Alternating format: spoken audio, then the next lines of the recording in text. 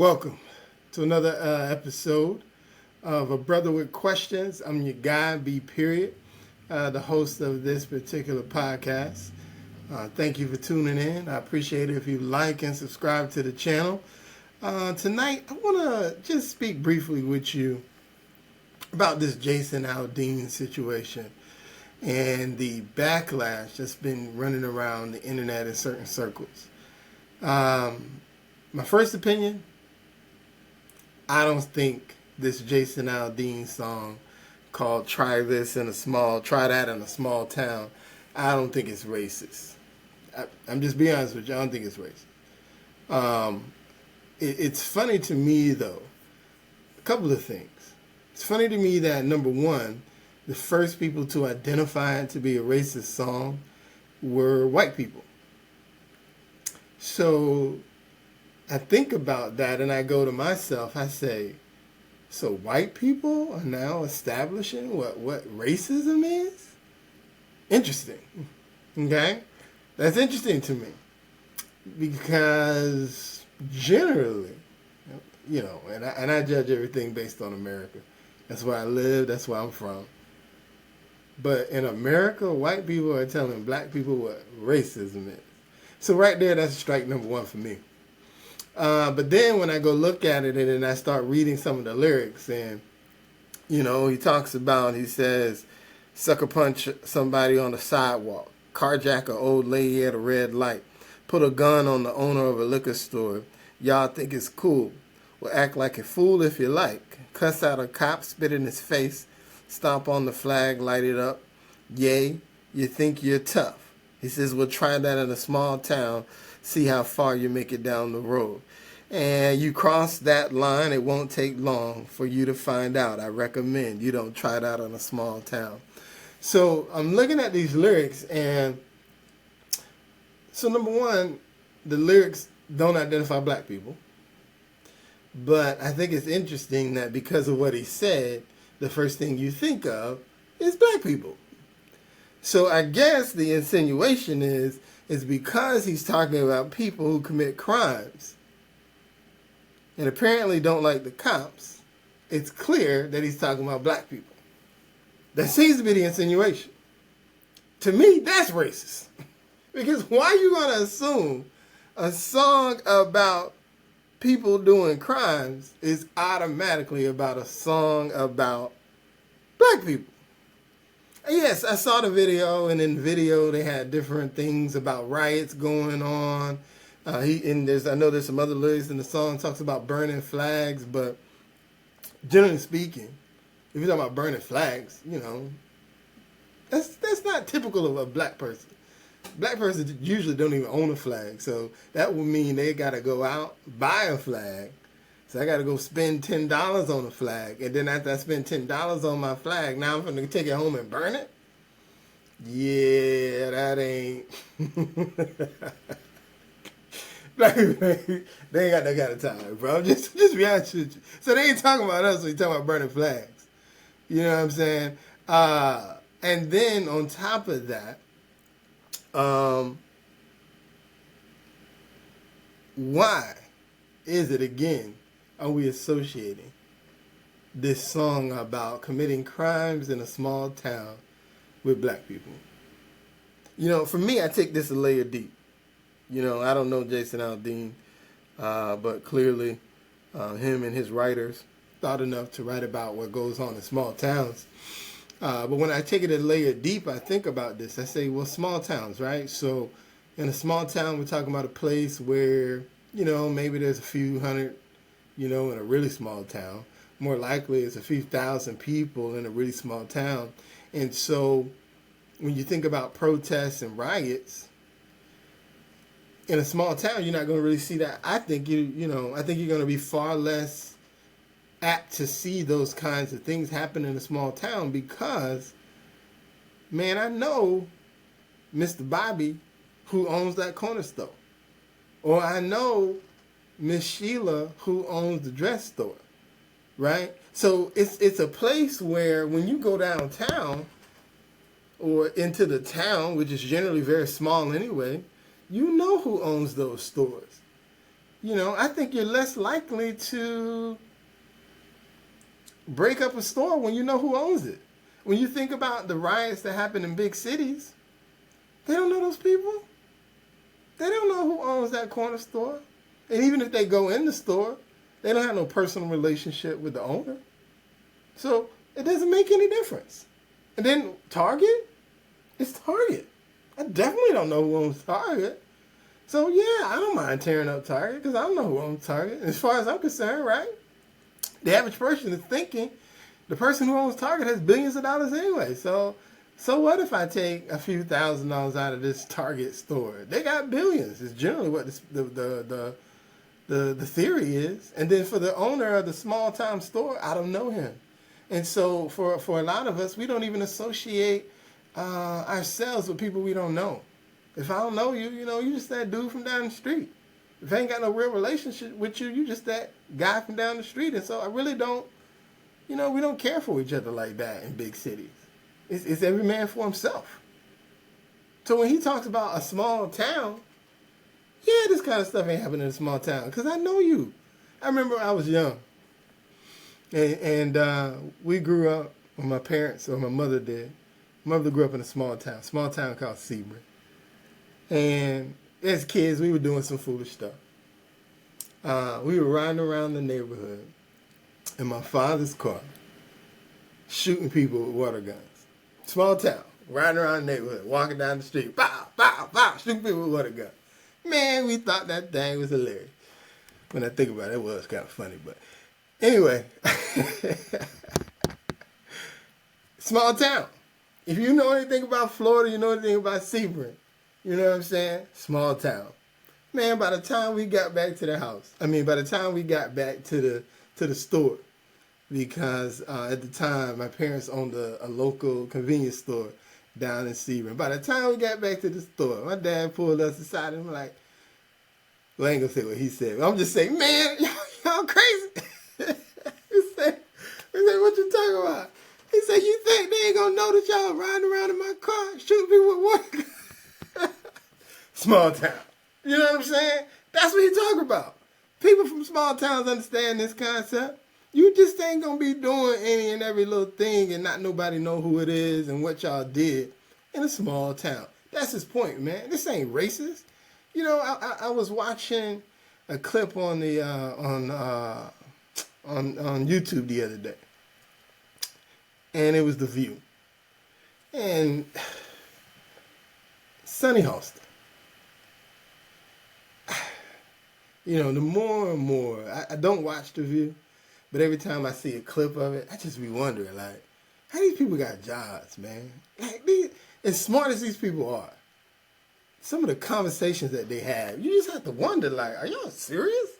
Like, are you seriously saying what you're saying on national TV? So she brought it up about how the Jason Aldean song is racist. And she went on to tell a story about how Jason Aldean is from Macon, Georgia. And she told a story about how her father, I believe it was, is from there. And when he was, so she knows how racist Macon is. And then when I heard it, I was like, did you just say on national TV that everybody that lives in Macon is racist? Okay, all right, I guess that's what we're doing now, right? Then she goes on to talk about how they moved to South Carolina, and I guess her mother is there. Apparently, they're in an interracial relationship, her parents. And so she talked about how in South Carolina, I think it was, that they went and they had got ran out, or at least had some trouble with some racist people in South Carolina. And so then she went on to insinuate, I don't think she called out the town, but those people as well were racist. And I said, I was listening to her, and I said, this is where we are today in 2023. So we're at a point where I believe she identifies as black, where this black woman can be on national TV, call a whole city racist in 2023 based off of the fact that 50 years ago, because she's 50, She didn't say she was alive when this happened to her dad. I think she's about 50. She wasn't alive when this happened. This is the story her dad told her. But she's on national television calling a whole city racist. No backlash. As a matter of fact, they agree with her. At least some of them did. But yet, she'll tell you how the whole country's racist. How white people just don't like black people. But yet, you can say a whole city of people are racist on national television and keep your job. But all white people are racist. This is the fallacy with these arguments. We're doing too much when we're calling everything racist. It makes it that much more challenging to call out racism when it really does happen. Because this ain't racist. Matter of fact, this is not even offensive. Because if you are from a small town, you probably understand this. You know, when you talk about song lyrics, I mean, my goodness, are we really talking about the song lyrics of a white man when we listen to hip hop? When we celebrate hip hop artists and lyrics? I mean, was it last year? The most popular song was WAP? So WAP is cool? This ain't? I mean, y'all know the lyrics of WAP? Because it was the most popular thing in the world. Matter of fact, they say Carly B and Megan Thee Stallion, two of the hottest artists in hip-hop, off a song called WAP. But this is a problem? Sometimes I just don't understand where our sensibilities are. You know what I mean? You know, what's even more challenging to me, and when I go, I like to, let's peel this thing back. You know, this woman is on television in 2023 and is still scarred. Not by what's happened to her, but what happened to her parents 50, 60 years ago. As if in today's society, it's the norm for you to be run out of a city because of your interracial relationship. As if it's the norm for you to be run out of a city because you're black or you're Hispanic or you're whatever. I'm not here to say these things didn't happen. Because we all know it's documented. They've destroyed whole cities simply because people were black, right? So I'm not here to say that ain't part of the history. But I am here to say we're in 2023, right? How can we take how long, I should say, are we going to take the emotional scars? Because this is not her scar. She didn't experience that. She wasn't there. Sounds like she wasn't even born yet. But she's taking those emotional scars from the story of her father and her mother, and now she's putting it on everybody in 2023. There's going to have to be a point in this country where, I'm not saying we have to forget, but I am saying we're going to have to move forward. And move forward without necessarily making you feel bad about history. Right? Because that's the challenge that we're in. We have a lot of people who are emotionally scarred, not from their experiences, but the experiences of a older relative. If you're old enough, it's your parents. If you're young enough, it's your grandmother or your great-grandmother. But you're scarred by their experience, or you're scarred by the history that they've told you. And now that history is now holding you back in some way, shape, or form from you getting to where you're supposed to be. When I think about that, man, it's a challenge for me. In some sense, I don't understand why those emotional scars are still holding you back.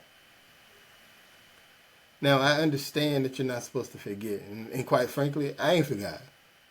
But at the same time, I understand that I can't move forward if I'm still stuck on my past. Because every time I take a step forward, if I'm holding on to my past, it's going to bring me back to my past. And it's going to put a roadblock every single time that I got to jump over because I'm afraid of what happened in my past. So I don't know what it is for y'all. I'll talk about what it is for me. For me, I told y'all in my other video, I believe in God, man. And maybe that's the solution for some of y'all too. But I believe in God. I try and stay in the Word. And I try and take what He says to the bank. I'm not going to go into a whole sermon on y'all or nothing like that. But for all of y'all that are still emotionally scarred, but not what happened to you. Because chances are you probably ain't experienced nothing yet. But emotionally scarred from those people who came before you.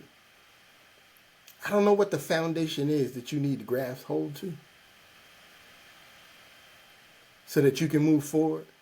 I told you, for me, it's God. For me, it's the Bible. For me, it's my religion and my belief and my faith. But I want to encourage y'all, man. I want y'all to go find something that you can hold on to so that you're not struggling in 2023 by the emotional scars of your forefathers. Because their struggle was real. And I'm not here to deny it. But their struggle ain't yours.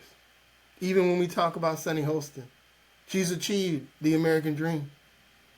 She's went to college. She's got her law degree. She's practiced law for a number of years. She's on television on one of the most popular shows in America as a black woman. And is a staple on that show for at least what? I know more than 5-7 years, something like that. Don't seem like she's going nowhere. But yet, she's still emotionally scarred and thinks white people out to get her? Who? Because you could probably buy them all out anyway. You are the exception. You got way more. You probably make at least high 6s or 7 figures a year. If you hurting, if you struggling, then what are we? What are us averaging $50,000, $60,000 a year? $40,000 a year. So, I don't know what it is y'all need to find. But we got to stop pretending that this is racist. We got to stop seeing everything that we see on television as being racist, because it truly ain't. We are beyond the days where white people are truly racist against us. Those days are in the past. And while every now and then they're going to pop up and you're going to be like, there it is right there. Because it ain't going nowhere. This is America. You just don't grow out of this kind of stuff. It don't happen overnight.